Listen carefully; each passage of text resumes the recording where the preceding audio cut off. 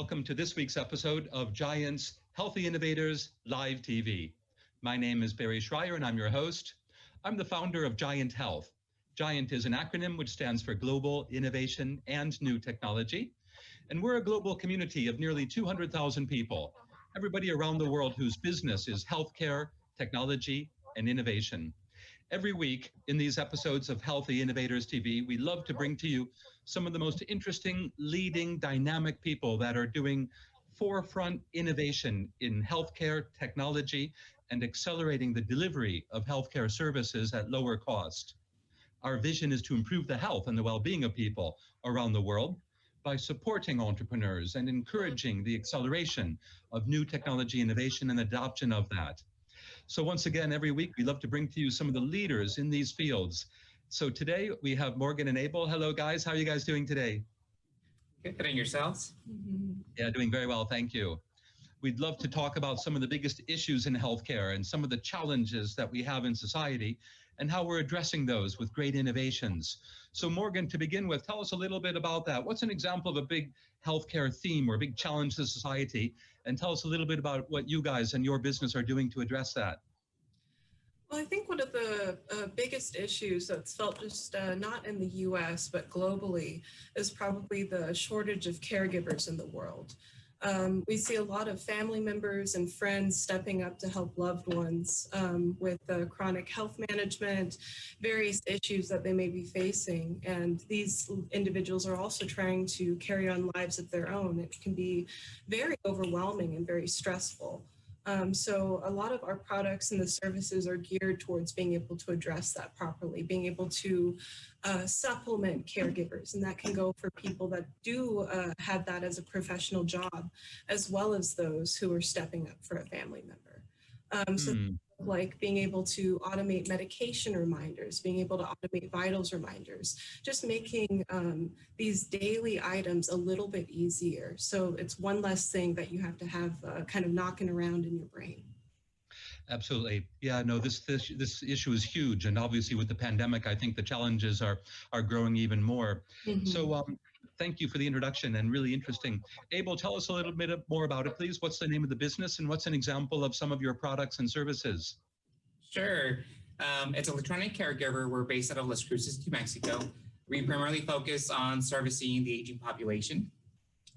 We do offer SaaS as a service and a platform as a service. And some of the items that we do currently carry would be smart personal emergency response systems.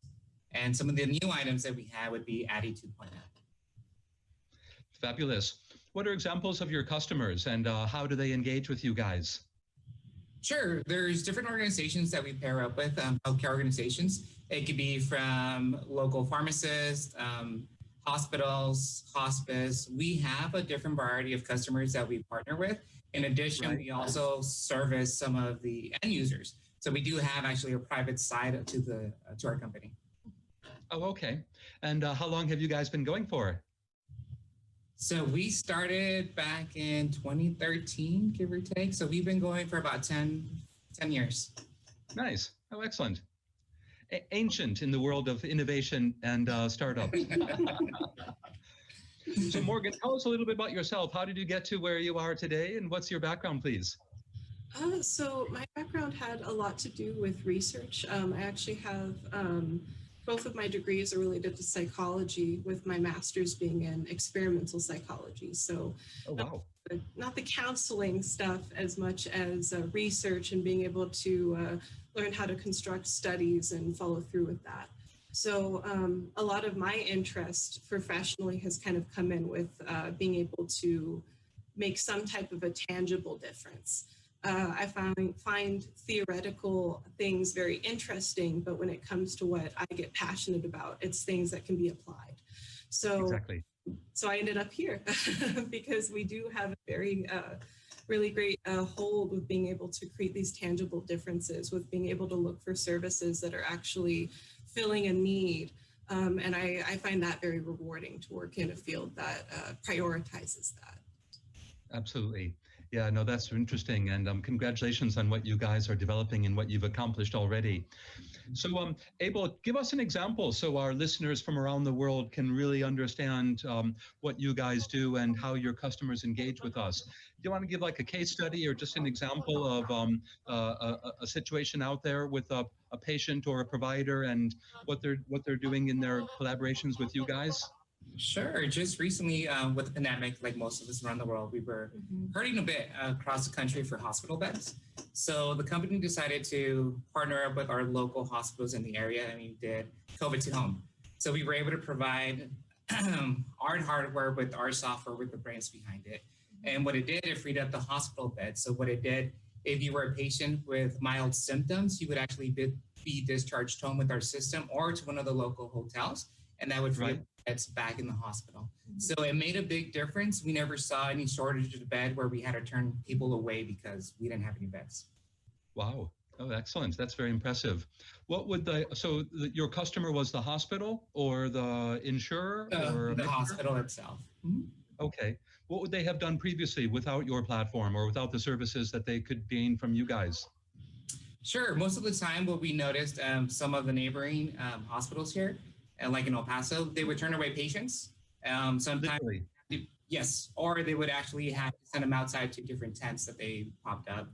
And again, it was uncomfortable. You weren't allowed to have anybody next to you. So it made it a harder scenario for the end user.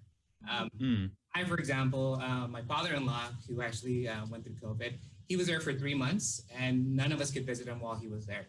So oh my gosh, morale decreased significantly, which made his time to recuperate a lot longer than expected. Of course. Yeah. No, that's interesting. I mean, obviously we have this huge challenge, don't we? Not only just in terms of healthcare and the challenge of growing demand on healthcare around the world with basic changes in society like aging and new chronic diseases and so forth. But then you have the layer of the pandemic on top of that, which obviously adds even more challenge. So you guys have a new launch, is that correct? What is this new launch that you guys have been talking about, ADDI 2.0? Could you explain that to us and help our listeners to understand what that's about? Sure. ADDI 2.0 is a platform as a service. ADDI is a highly intelligent, engaging, and scalable platform that offers value-based care. So earlier, Morgan was talking about seamless vitals monitoring, thresholds, care plan, which would include the mitigation. So some of the items that it's encompassed on here, and it's built from microservices, so it adds on and it keeps on growing. So basically, it's very flexible to any type of organization there. Like it can be scalable to like these bigger hospital or HCOs, healthcare organizations, or it can be down to just a very small individual patient type of scaling there. Fabulous. Oh, that's very impressive. And how will that build on what you guys have accomplished already? For example, is this a completely new product offering, or is this, if you will, what do you want to call it, a new iteration of what you're doing already? It's a new iteration of what we're doing already, but we did it to a way that it can scale and it works to a global class, you can say. Because again, we're trying to expand not just here in the US, also overseas. With some of the partnerships that we have going on, this is something that we must have to be able to help our aging population. Because it's not only here in the US that we see it, it's across the board anyway. Absolutely. You mentioned the international ambitions and so forth. Are you guys already doing business outside of the US, or is this an ambition of yours and you're looking for new partners? So we have had a few opportunities outside of the U.S. thus far. I'm sure that we're not opposed to more in the future, of course. But one of the earlier examples we had, particularly during the earlier part of the pandemic, we worked with an Austrian soccer league with one of our applications, WallPass, which is basically just a form of contact tracing. And so that was enacted at those leagues to be able to allow those players to go back to practice in a healthy, safe way. One of our initial examples, and then we continue to do some research research with some of the universities there in the EU about expanding further. Excellent. So we have a lot of people in our audience from both the UK, continental Europe, as well as obviously North America and Asia. What are the types of customers or partners that you're looking for right now? If you can give us a little more information, I'm sure this might be specifically of interest to a bunch of our listeners. So we do, our partners range so I guess we can talk about who we currently have. We started with podiatrists, local physicians, but as our organization grew, we saw the opportunity with health organizations. And these are primarily the organizations that take care of the aging group as is currently. So those are the biggest partners that we have that serve. You guys have a collaboration, did you say with a, did I hear you correctly, with an Austrian sports team, is that right? Yes, soccer. Yeah, how did that come about? How did they discover you, or how did you find them? So I believe it was through Dr. Austrian from the WHO, the World Health Organization, who approached us. And from there, they provided, hey, we have a team that might want to work with you. And so they got us in contact. We started going back and forth, and we were discussing the methods to safely get their players back into the game. Because this was at the initial where we had no idea what COVID really was and how long it took. Exactly. And it was just spreading like wildfire. So they wanted a way to be able to go back and actually continue to play, but safe. Yes, yes. Oh, no, that's extremely interesting. And what a great case study, obviously, and a good opportunity, I guess, for developing that theme for your international expansion ambitions. It's very cool. Tell us more about the UX aspects of this. Morgan, we'd love to hear about, not only your day-to-day work, but the challenges that you're facing. And, there's an awful lot of, what do you want to call it? Skepticism sometimes about technology and whether or not, there's a problem out there, or if it's technology looking for a problem. And that's one theme I'd love to hear your views on. Another, of course, is just the UX challenges in general. Are we seeing changes in society over the years where people are becoming more familiar with interfaces, and the UX problems of a decade ago are no longer there? Or what type of things are you experiencing? Well, with a lot of the current UX research we're doing, we've been working a lot going into some local senior living facilities to get feedback on one of our upcoming products, Addison.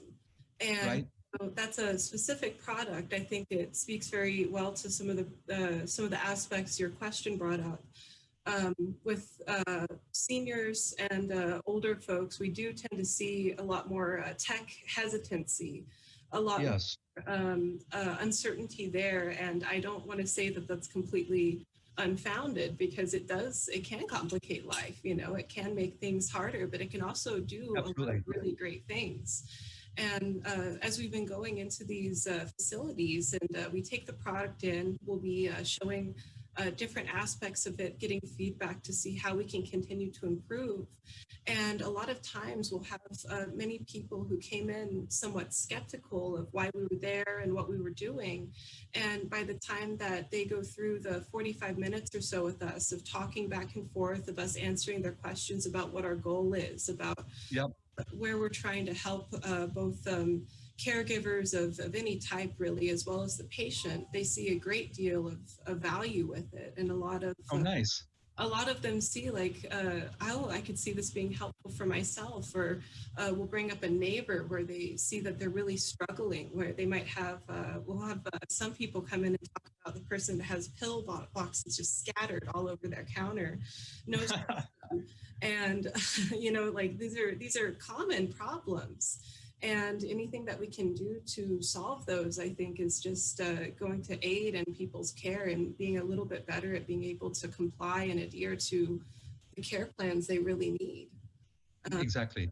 Yeah, so I do think there's still certainly some UX problems that probably have not disappeared over the course of the last 10 years or so. But I also think that as this generation and some of the other generations continue to get older, we will see less tech hesitancy. We will see more understanding of some of the value that can be brought in. And that's something that older generations are already perfectly capable of seeing.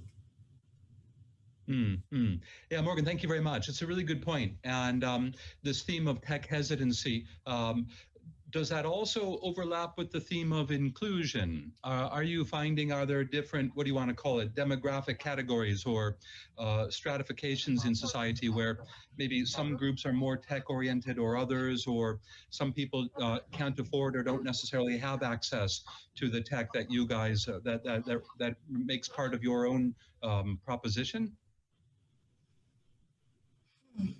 Um, Or is that not necessarily an issue for you guys?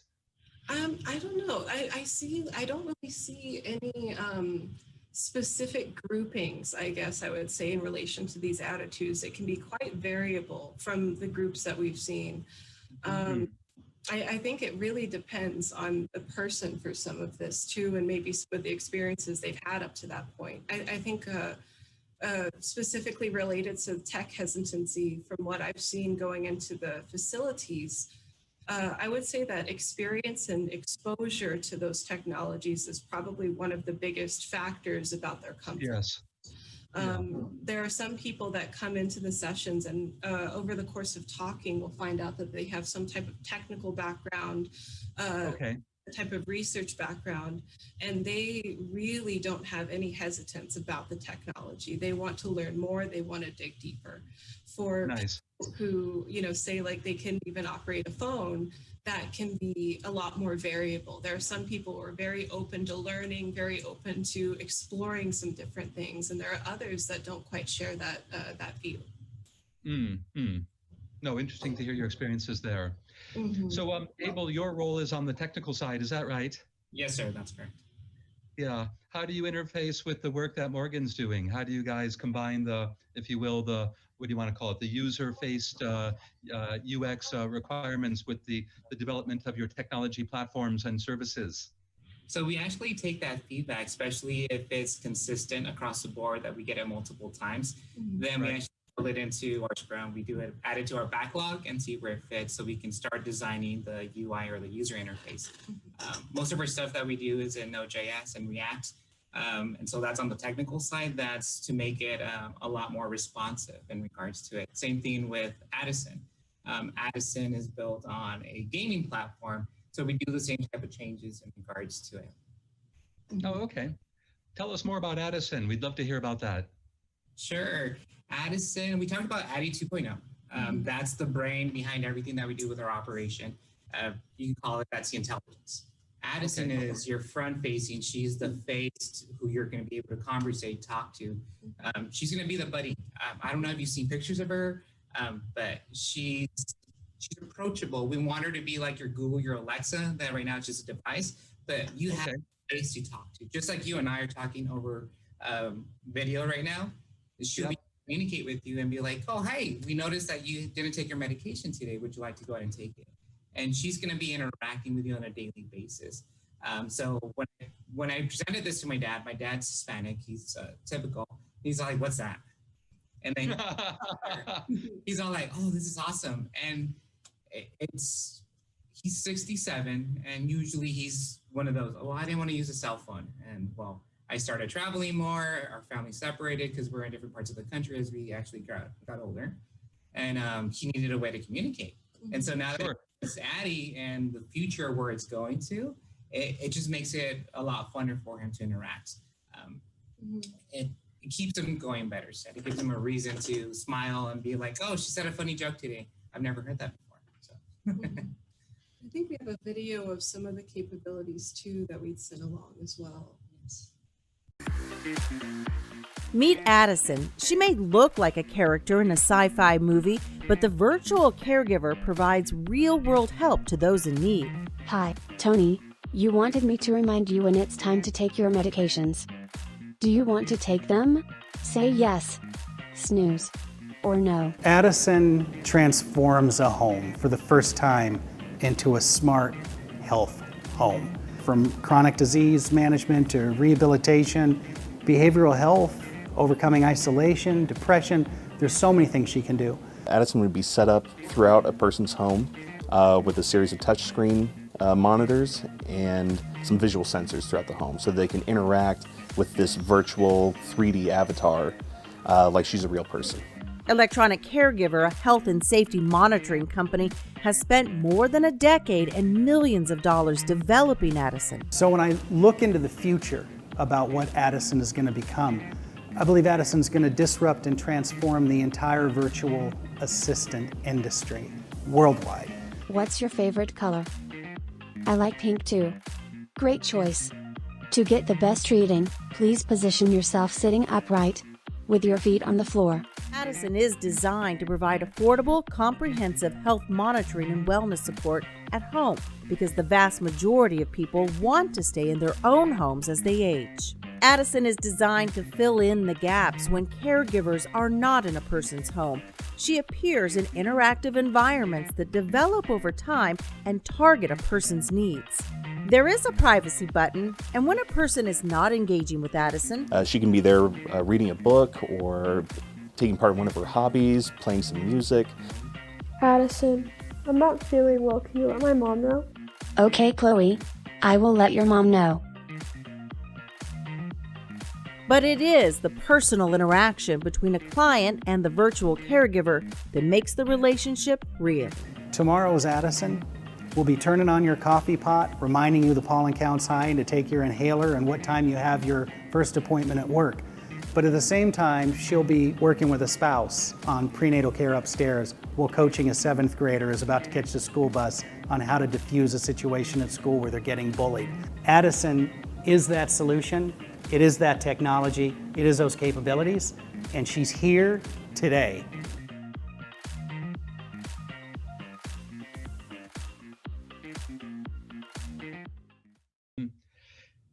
Abel, that's a good video. Thank you very much for sharing that with us. Morgan, tell us a little bit about that again, a little summary of some of the main points that were in that video. Of course. So with this initial offering of Addison, we're really focusing on getting a solid foundation of care established as we start to build in the future. So that will look like medication management initially with reminders that can be customized, of course, to anybody's schedule or their needs. We also have vitals ingestion. So being able to take, I believe, 6 different vital signs with apps to be able to keep track of those results.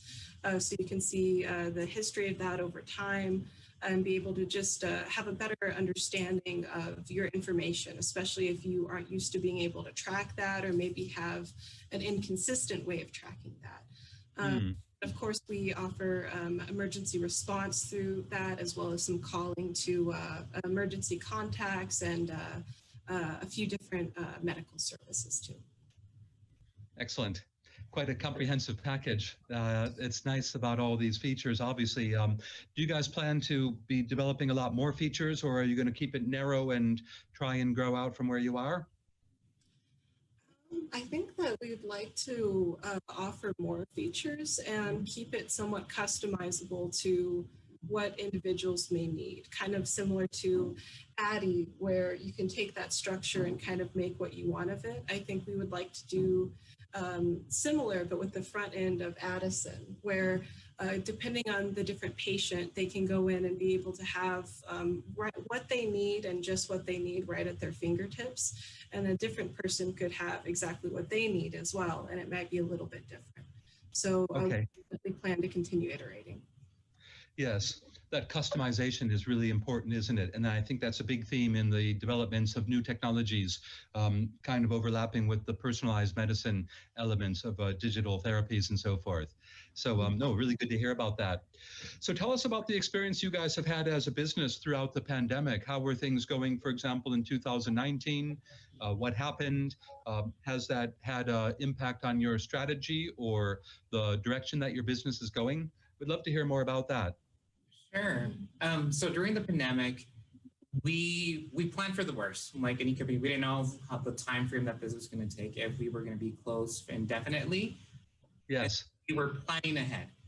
But while we were planning and making reductions of costs on our end, we also started seeing more business because of the needs that we have, because of how agile we are. The call to arms in regards to the teams in Europe and here locally showed the world and our partners that we're very agile.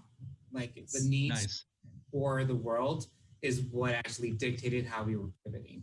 And because we were a very agile company, we were able to do so in a couple of weeks. So like, we need this and we should be able to plan it out. And so we would have a strategy in place to be able to pivot. And thanks to the teams that we have, not just internally with our departments, but also every single floor, like our marketing department, our sales department, everybody was on the same page that we knew that we needed to actually come together to be able to actually conquer that one goal that we had in mind. Wow. And on a practical basis, did you guys have an office, and did you all have to disperse and work remotely? And were there technical issues? Were all the servers in the office, but people weren't going into the office? And what kind of things happened from your business on a practical basis? So on a practical basis, because we are based out of New Mexico, our governor was a little bit stricter with us. At one point, they would allow us to be in-house, where we had to be 6 feet apart, and there was only a certain capacity based on the max capacity for the building. And to make it easier, we went home instead. It was easier for us to work from home because most of the stuff that we do, obviously, as developers and UX, it's on a laptop. And because we are cloud-based and we're cloud agnostic, it allowed us to work from anywhere. We didn't have to be tied to the servers here. Sure. Big challenges, nevertheless. And how will that impact you guys going forward? Have you said, right, due to the pandemic, we are now a different business and we are pursuing new products or different direction permanently because of the pandemic? Or are you hoping that, I don't know, the pandemic will go away and you'll go back to doing more of what you were doing in 2019? No, actually, I think that because of the pandemic, it showed the world, not just us as a company, showed the world the need for innovative technology in the healthcare. Absolutely. Whenever you saw the amount of troubles or the heartaches that we had as a country or as a world, it actually brought more value to being able to do remote patient monitoring. And back then, you didn't really hear about the term. Now it's a big term. Now it's being reimbursed by insurances and private pay. So it's a big deal. And I don't think it's going to go away because it was an eye-opener. Yeah, I would say that the needs that we were addressing, those have been needs throughout all of this time, before the pandemic and everything. It's just that the pandemic really showed the value of it. Exactly. That's interesting. Yeah, Morgan, tell us a little bit more about that. You said the need has been there all along, but the pandemic brought the need to the forefront? How did that happen, or what? Tell us more about that. Very interesting. I think that it just exacerbated the issues that were already there. Like we mentioned the caregiver crisis earlier on. I think that just made everything even worse in that aspect too, with people potentially losing jobs during that time, not having the money to be able to necessarily afford help that they may have been able to in the past. Yeah, various different items, with the also with existing health issues. Many people that had existing health issues, were put at an even higher risk during these last year and a half. Those individuals also need to feel safe and comfortable, and for them that may look like being able to be safe at home with remote patient monitoring to track their health. So that person may have already needed that help before, but that need just was magnified over this last year. That's a very good point. In terms of your business model, Abel, you made reference a minute ago to the insurance companies and reimbursement. Do you find that is fairly straightforward, or are the complexities of the reimbursement programs and different players a challenge for you guys? Well, so it can be a challenge depending on the state. All of our software or the SaaS that we offer is HIPAA compliant, and we do meet all the regulations overseas. And because of that, and every single country has their own guidelines. So it is a little bit of a difficulty at first to get started because you jump through hoops and you need signatures, you need to be able to provide insurances. Yes. It's a whole ordeal, but thankfully, like, our team deals with the technical side and the customer facing. We have a specialized team internally that handles all of that for us. But once that's in place, it makes it easier for us to actually create better partnerships with other organizations outside of our company. And so once we do that, then we're able to serve hundreds, if not thousands, of consumers that will benefit from a program like ours. Exactly. Yeah. Cool. Well, this is so interesting. I'd love to chat with you guys for about another 2 hours to hear more about everything that you're doing, but we don't have that much time. So let's take some steps to wrap up over the next few minutes, if that's okay with you guys. So tell us about your vision for the future, Morgan, to begin with, and then obviously Abel, love to hear your views as well. Where is the business going? Where do you see yourselves, say, 5 years from now?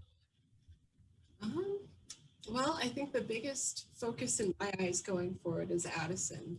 She really will be the face of the company as we get closer to having that first version out.